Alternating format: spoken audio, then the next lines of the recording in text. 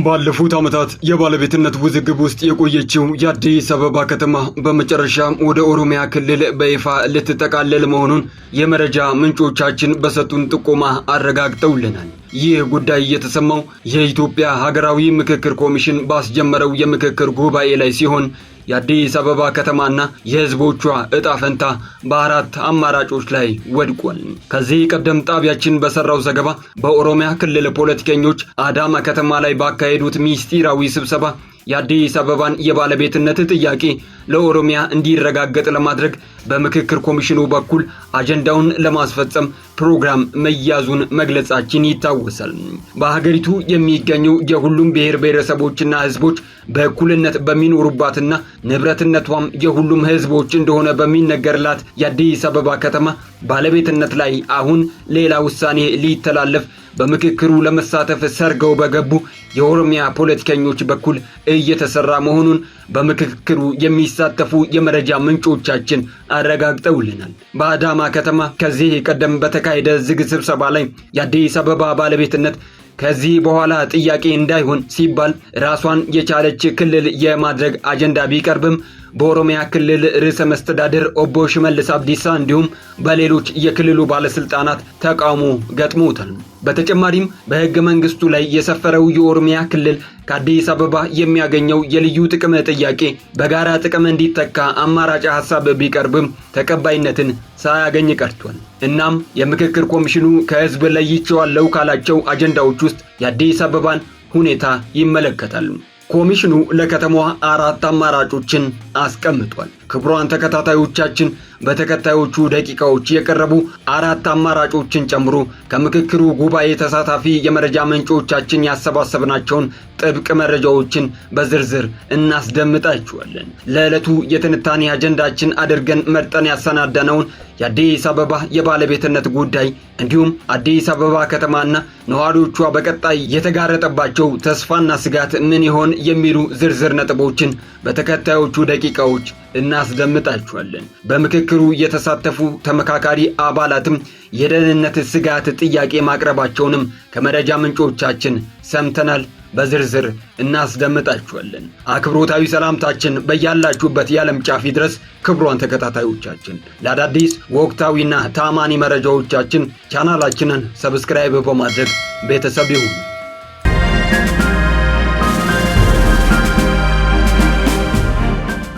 ክቡራን ተከታታዮቻችን ወደ ዝርዝር መረጃዎቹ አለፍን።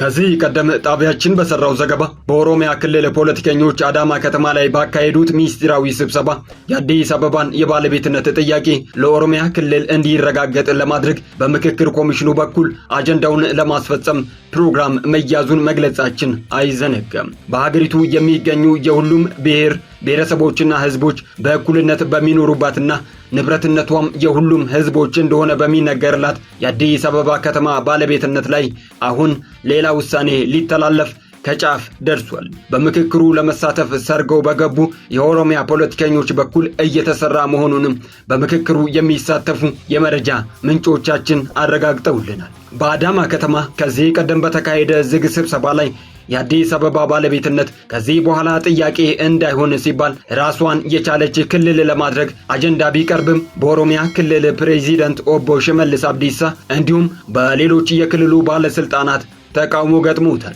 በተጨማሪም በሕገ መንግስቱ ላይ የሰፈረው የኦሮሚያ ክልል ከአዲስ አበባ የሚያገኘው የልዩ ጥቅም ጥያቄ በጋራ ጥቅም እንዲተካ አማራጭ ሐሳብ ቢቀርብም ተቀባይነትን ሳያገኝ ቀርቷል። በሌላ በኩል ይህ የልዩ ጥቅም ጉዳይ በሀገሪቱ ፖለቲከኞች ዘንድም ትችቶች ሲቀርቡበት የቆየ አሰራር ሲሆን የአዲስ አበባ ነዋሪዎችንና የከተማዋን አስተዳደር ገባሪ እንዲሁም የኦሮሚያን ክልል ደግሞ አስገባሪ አድርጎ በመሳል በህዝቦች ዘንድ አለመተማመንን ፈጥሯል የሚሉ መሞገቻዎችም ሲቀርቡበት ቆይቷል። ሕገ መንግስቱ በሀገሪቱ የተፈጠሩ ፖለቲካዊ ቀውሶችን ጨምሮ ህዝቦችና በመንግስት መካከል የሰፈነውን አለመተማመንና ቁርሾ እንደሚፈታ ተስፋ የተጣለበት የኢትዮጵያ ሀገራዊ ምክክር ኮሚሽን ከህዝብ ለይቼዋለሁ ካላቸው አጀንዳዎች ውስጥ የአዲስ አበባን ሁኔታ ይመለከታል። ኮሚሽኑ ለከተማዋ አራት አማራጮችን አቅርቧል። እነዚህም አንደኛ ራስ ገዝ መሆን፣ ሁለተኛ የፌዴራል አካል መሆን፣ ሶስተኛ ራሷን የቻለች ክልል መሆን እንዲሁም አራተኛው አማራጭ የኦሮሚያ አካል እንድትሆን ማድረግ የሚሉት ይገኙበታል። በተጨማሪም አዲስ አበባ ከኦሮሚያ ክልል ጋር ያላትን ግንኙነት፣ የፌዴራል ዋና ከተማ ጉዳይ፣ የአዲስ አበባ ፖሊስና ፍርድ ቤት ጉዳይ፣ የከተማዋ ወሰንና የቦታዎች ስያሜዎች፣ የሥራ ቋንቋ እንዲሁም የከተማዋ ታሪካዊ ቅርሶች አካታችነት ጉዳይ ከከተማዋ በሚመለከት ከቀረቡ ንዑስ አጀንዳዎች መካከል መሆናቸውንም አረጋግጠናል። ዝርዝር መረጃችን ይቀጥላል።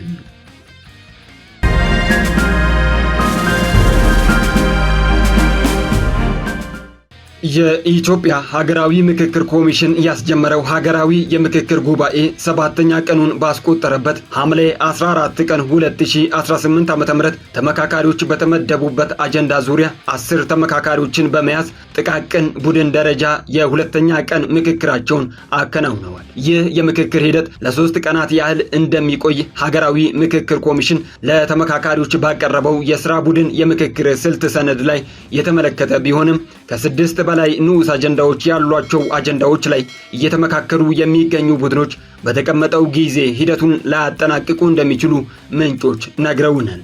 በተለይም የሀገር ግንባታ፣ የመንግስት አደረጃጀትና ቅርጽ፣ የፖለቲካ ስርዓት፣ የፖለቲካ ውክልናና የምርጫ ስርዓትና የፌዴራል ከተሞችን ጉዳዮች የተመለከቱ አጀንዳዎች ላይ እየተደረገ ያለው የምክክር ሂደት ዘለግ ያለ ጊዜ ሊፈጅ እንደሚችል ሰምተናል። ኮሚሽኑ በያዘው ዕድል መሰረት በጥቃቅን ቡድን ደረጃ እየተካሄደ ያለው የመጀመሪያው ሐሳብ የማመንጨት ሂደት ዛሬ ሐምሌ 15 ቀን 2018 ዓ.ም እንዲጠናቀቅ ይጠበቃል። በቀጣይ 2 ቀናት ደግሞ 5 ጥቃቅን ቡድኖችን የሚያቅፈውና 50 አባላት እንዲኖሩት ተደርጎ በተደራጀው ንዑስ ቡድን ደረጃ ምክረ ሐሳቦችን የማደራጀት ሥራ እንዲከናወን ታቅዷል። ይህ ሂደት 5 ንዑስ ቡድኖችን ወደሚያቅፍና 250 አባላት እንዲኖሩት ተደርጎ ወደሚደራጅ ስልታዊ ቡድን የሚያድግ ሲሆን 500 አባላት ያሉት የሥራ ቡድን ደግሞ የአጀንዳውን ጥቅል ምክረ ሐሳብ የማቅረብ ኃላፊነት አለበት። ሁለቱ ሂደቶች ከ5 እስከ 6 ቀናትን ይወስዳሉ በሚል ጊዜ የተያዘላቸው ቢሆንም በጥቃቅን ቡድን ደረጃ እየተካሄደ ያለው ምክክር የሚጠቃለልበት ጊዜና ሁኔታ ቀጣዩን አካሄድ የሚወስን ይሆናል። 4 አማራጮች የቀረቡላት አዲስ አበባ አጣብቅኝ ውስጥ ገብታለች። ኮሚሽኑ ለተመካካሪዎች ባቀረበው የሀገራዊ ምክክር አጀንዳዎች የውይይት መሪ ጥያቄዎች ሰነድ መሰረት የአዲስ አበባ ሕጋዊ አቋም 4 አማራጮች ቀርበውለታል። ተመካካሪዎች 4ቱን አማራጮች በመገምገም የከተማዋን ሕጋዊ አቋም የተመለከቱ ምክረ ሐሳብ እንዲያመነጩ የሚጠበቅ ሲሆን በሰነዱ ከተዘረዘሩት አማራጮቹ ውጪ ተጨማሪ አማራጭ ማቅረብ ስለመቻል አለመቻሉ ሰነዱ በግልጽ አያመለክትም። አዲስ አበባን ሲቲ ስቴት ወይንም ራስ ገዝ፣ የፌዴራል አካል፣ ራሷን የቻለች ክልል፣ ኦሮሚያ አካል ማድረግ የሚሉት ደግሞ በሰነዱ የቀረቡ 4 አማራጮች ናቸው።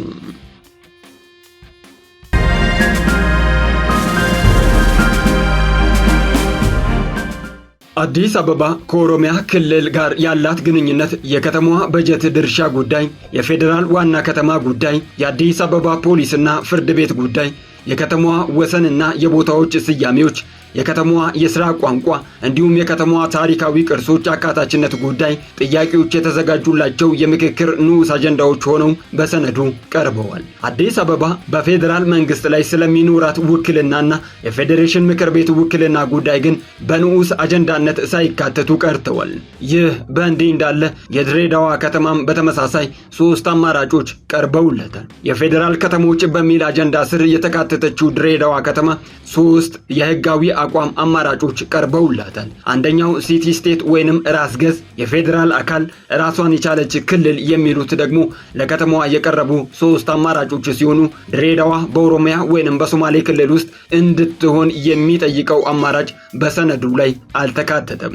የድሬዳዋ ከተማ የወደፊት አስተዳደራዊ ሁኔታ፣ የህዝቦቿ አስተዳደራዊ ሁኔታ፣ የህዝቦቿ ውክልና እና ከኦሮሚያና ሶማሌ ክልሎች ጋር ያላት ግንኙነት በፌዴራል መንግስት የሚኖር የውክልና ጉዳይ፣ ድሬዳዋ በፌዴሬሽን ምክር ቤት የመወከል ጉዳይ ደግሞ በንዑስ አጀንዳነት ተጠቅሰዋል።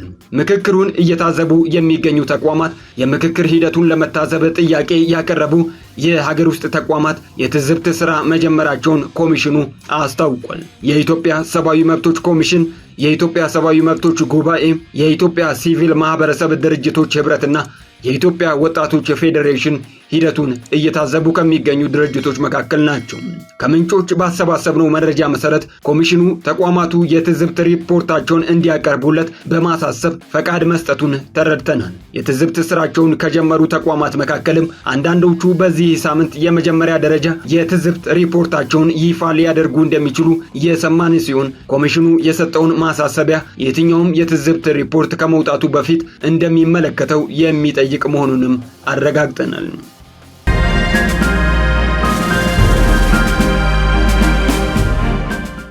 በሌላ በኩል የአካታችነት ጥያቄ የቀረበለት የክልል ተወካዮች ጉባኤን በሚመለከት ቀደም ሲል 211 አባላት እንደሚኖሩት ተነግሮለት የነበረውና ሰነድ የተዘጋጀለት የክልል ተወካዮች ጉባኤ የአባላቱ ቁጥር ወደ 284 ከፍ እንዲል መወሰኑን መዘገባችን የሚታወስ ሲሆን ምክር ቤቱ ያላካተተው የማህበረሰብ ክፍል አለ የሚል ጥያቄ ተነስቶበታል።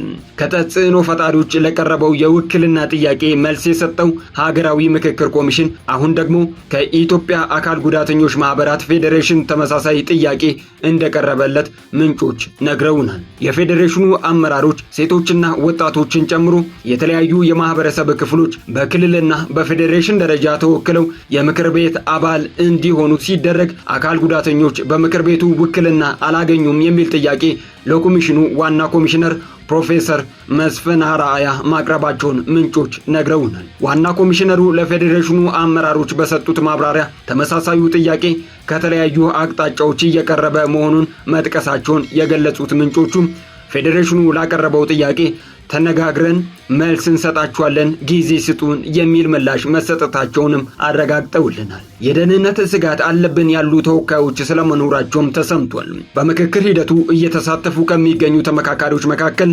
የደህንነት ስጋት አለብን ያሉ መኖራቸውን ለመረዳት ችለናል። በተለይም ከአማራ ክልል ተነስተው ለምክክሩ ወደ አዲስ አበባ ካቀኑ ተመካካሪዎች መካከል የቴሌቪዥን ጣቢያዎችና የኮሚሽኑ የካሜራ ባለሙያዎች ቀረጻ በሚያከናውኑበት ወቅት ምቾት እንደማይሰማቸው የገለጹ አሉ።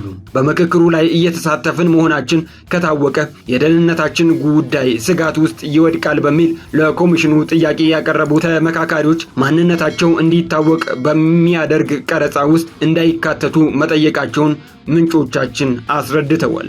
የኮሚሽኑ ባልደረቦች መሰሉን ጥያቄ ያቀረቡ ተመካካሪዎች ባሉባቸው ስብሰባዎች የሚደረጉ ቀረጻዎች ለመገናኛ ብዙሃን ፍጆታ እንደማይውሉ መግለጻቸውንም ሰምተናል።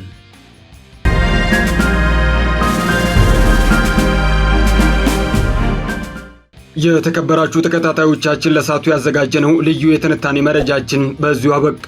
በቀጣይ የምክክር ኮሚሽኑ የሚያሳልፋቸውን ውሳኔዎችና ተያያዥ አጀንዳዎችን ተከታትለን የምናቀርብ ይሆናል። ለአዳዲስ ወቅታዊና ታማኒ መረጃዎች ቻናላችንን ሰብስክራይብ በማድረግ ቤተሰብ ይሁኑ።